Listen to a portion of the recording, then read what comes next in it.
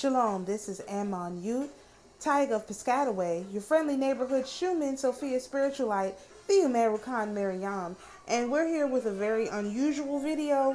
I found this document in French that actually describes a process to make a very simple charm against witchcraft. So I don't gatekeep information, so you're going to have the notes straight from the horse's mouth. Plus, I will have a spray and a like a Florida water type spray and a body wash coming out in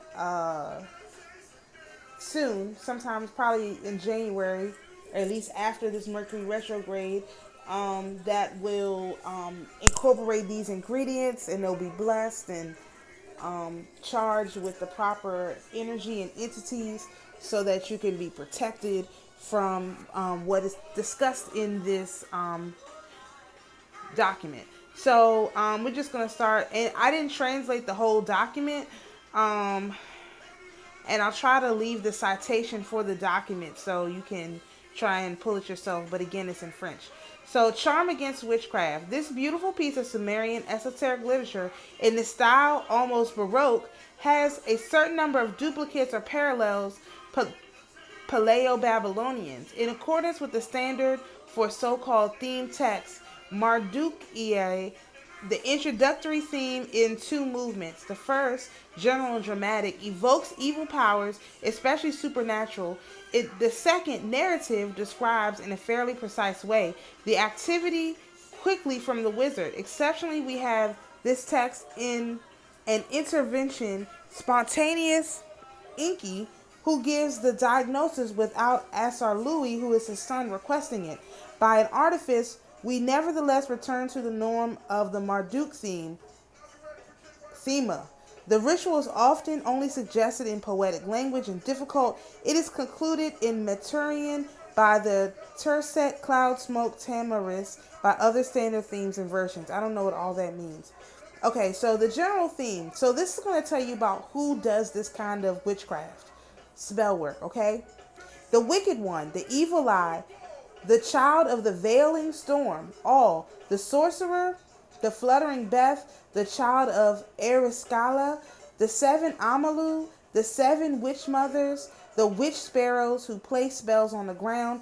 They block the girl's hands. They tie the young man's arms. They operate manipulations against man. So this is what they do. All of these people, the wicked one with the evil eye, the child of the veiling storm, the sorcerer who curses people with their words, the seven Amalu, the seven witch mothers, which there's a reading about, this coven of people. This is them, the seven witch mothers, the witch sparrows who places spells on the ground.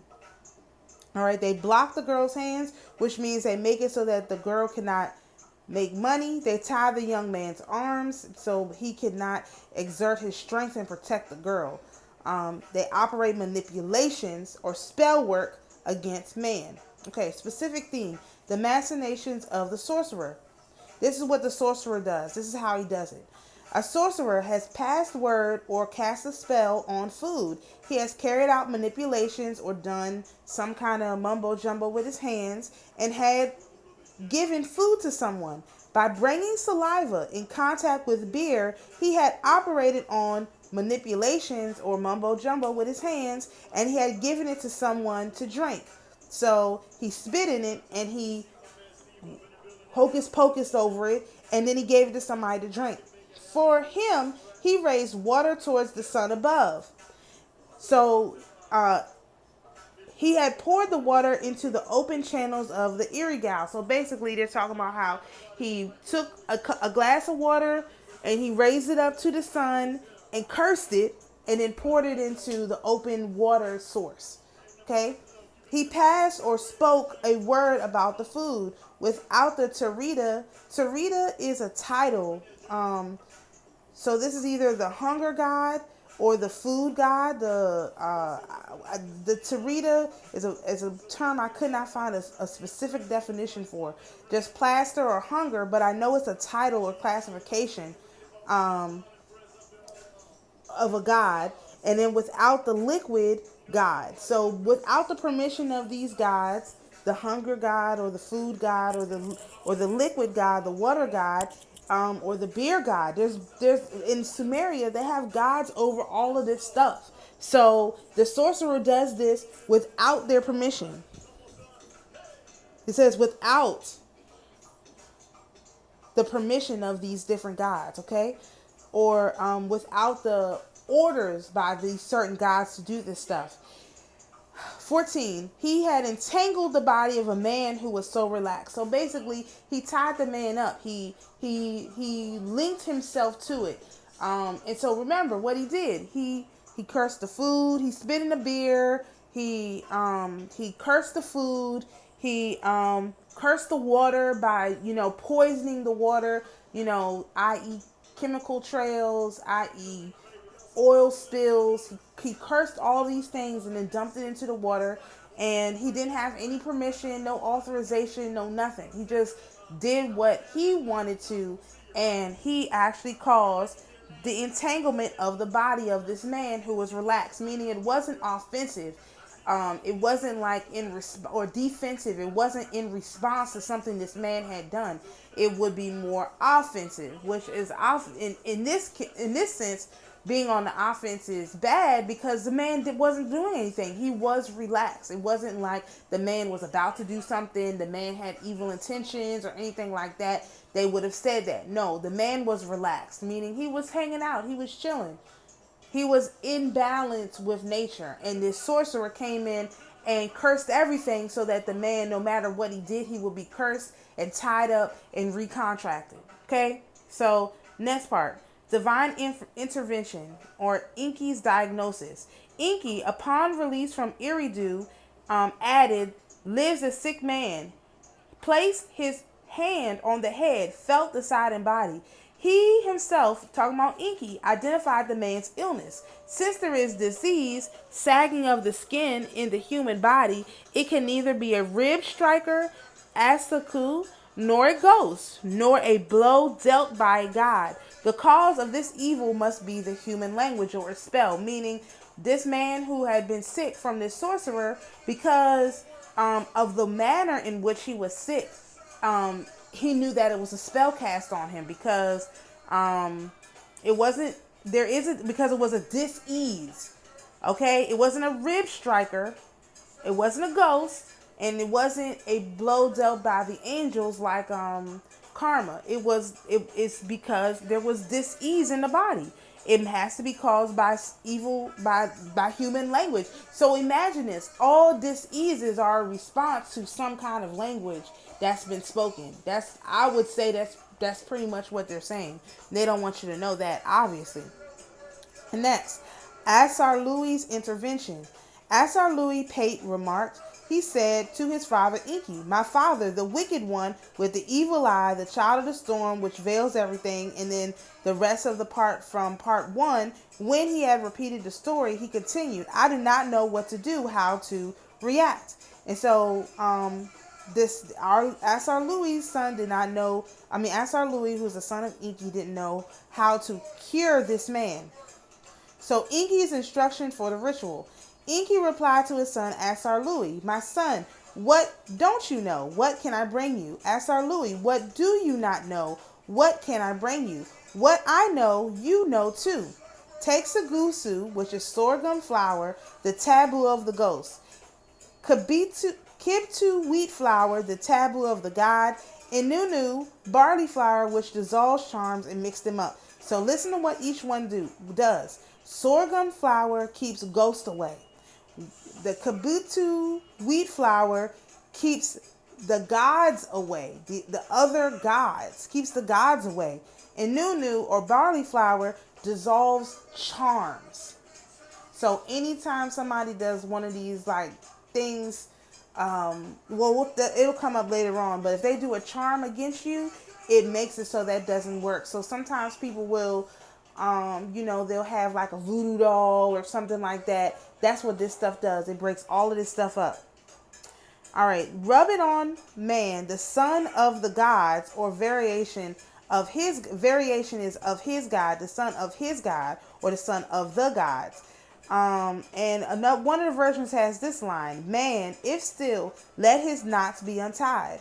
What is inside is like a basket, which its knots are untied. So basically, this is what's going to happen when he does this. Manipulations are like a basket, whether its knot is fact.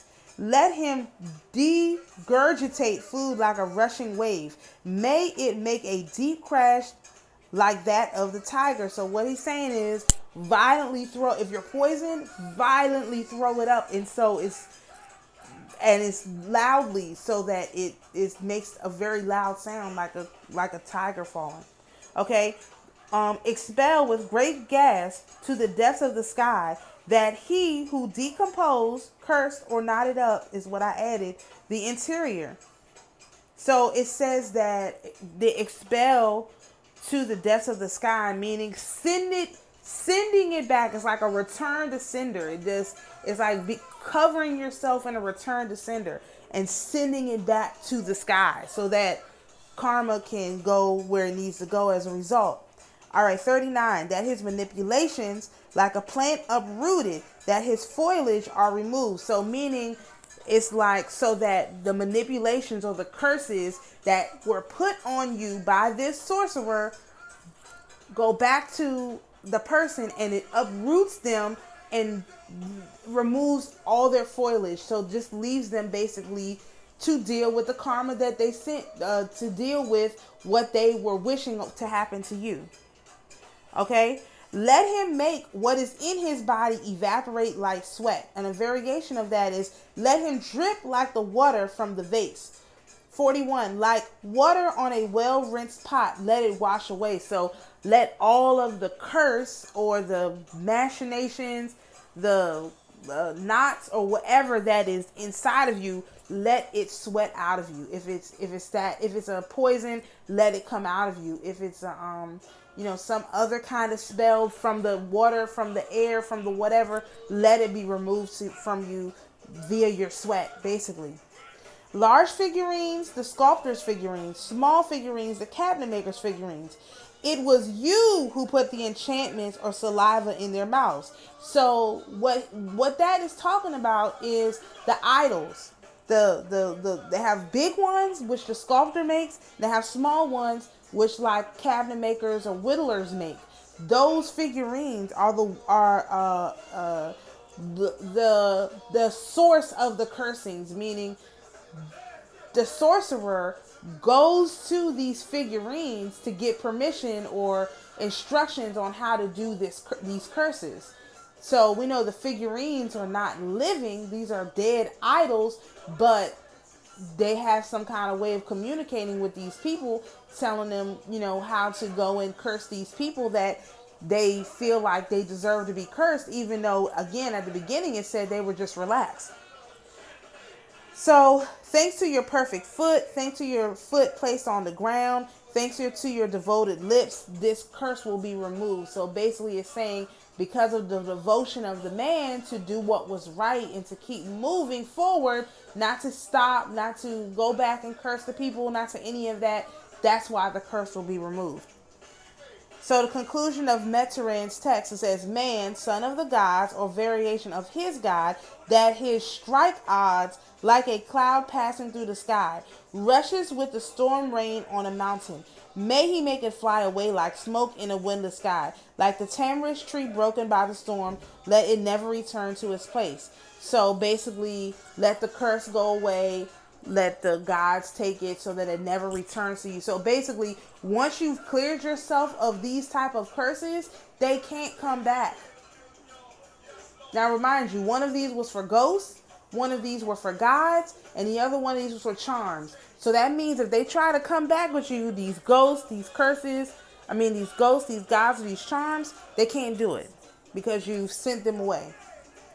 So the conclusion of the text: when you have disinfected the man, purified the man, son of his God, and your You, the aura purifies, that you have cleaned it like a bowl, that you have scoured it like a pot of butter, that you have handed it over to the hands of Utu. Utu is like the Most High God, the champion of the gods, that Utu, the champion of the gods, hands him over like a goblet in the kind hands of his God. So basically, the Most High God will return this man well to the God, his God, which, you know, the God that he worships, that is of love and light, not these wicked ones that are telling these sorcerers that it's okay to go out and curse these people and spit in their beer and poison the water. No, not those gods, the ones that are of love and light. So it says, C, which ends here, has a subscription. A word, I think it's word for word, the formula of the Inunu flower paste. Then you add, may the God of this man, him, you two, praise worthily. Let the mouth manifest the good word. Meaning, go back and say thank you when they do these things for you. Don't just, oh, I'm going to be healed, and you don't turn back. No, go back and say thank you. Thank you, thank you, thank you to the gods, goddesses that actually purified you. So let me go back up just so nobody missed it. If now this stuff, like I said, if you have a really serious problem, things are really, really, really not going well, and you just don't have a way out, you cannot wait for the product that I'm going to release, and you just want to have some that you make on your own, that's not a problem. I'm not gatekeeping information. I just want to say that again. I'm not gatekeeping information. I found this information. I've already made this product for myself. I've already covered myself, and I want my followers to be covered and protected.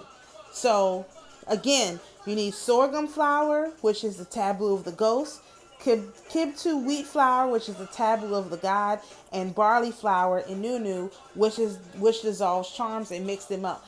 I use equal parts. I added some more stuff to mine because I got some more information, but that's basically what you need. What I would do, me personally, the goddess or the saint that's over, two parts. The saint that is over today, or this portal today, is Saint Juliana. I would look up her story. That's a saint that I would use. I myself lit a white candle, dressed it how I normally would dress it, and I used Psalm 24. I lit my candle. I blessed my flower, and then I then took a shower, rubbed it all over my skin, mixed it in, and rinsed it off, and did my regular Psalm 51. So that's what I would do. Now, like I said, I am going to make a product. It'll be ready soon. But if you have an emergency, you need it now. I was able to find these ingredients at my local like Indian store, like Middle Eastern, where they sell a lot of Middle Eastern stuff. They do have this stuff at bigger Asian stores, not necessarily these small ones. But if you've got like a H Mart or something like that near you, they will have this at H Mart too. I just used it in equal parts. I blessed it. I lit myself a candle to the saint. I said Psalm 24, and I put it on my body.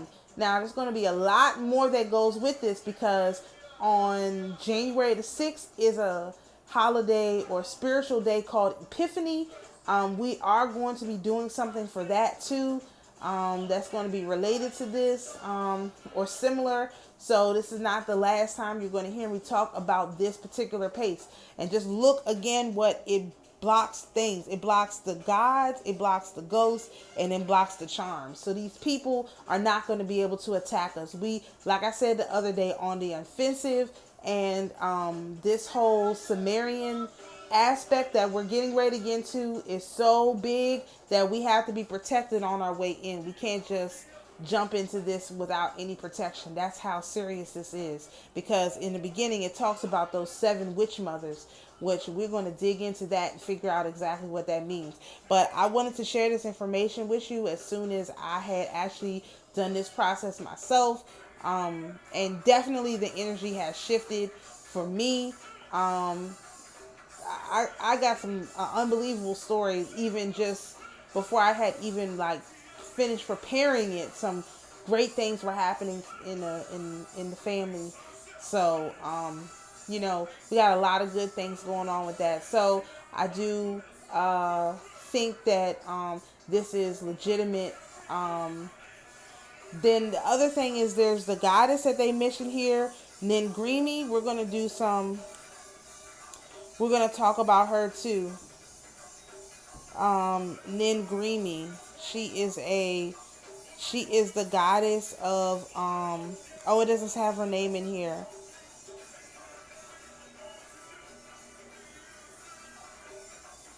Oh, her name wasn't here. Anyway, the goddess of purification is Ningrimi, or Listen, Lisin. We're going to be doing a pretty deep dive into her really soon. So, definitely lots of good information coming from this. So, shalom everyone, and we'll see you in the next video.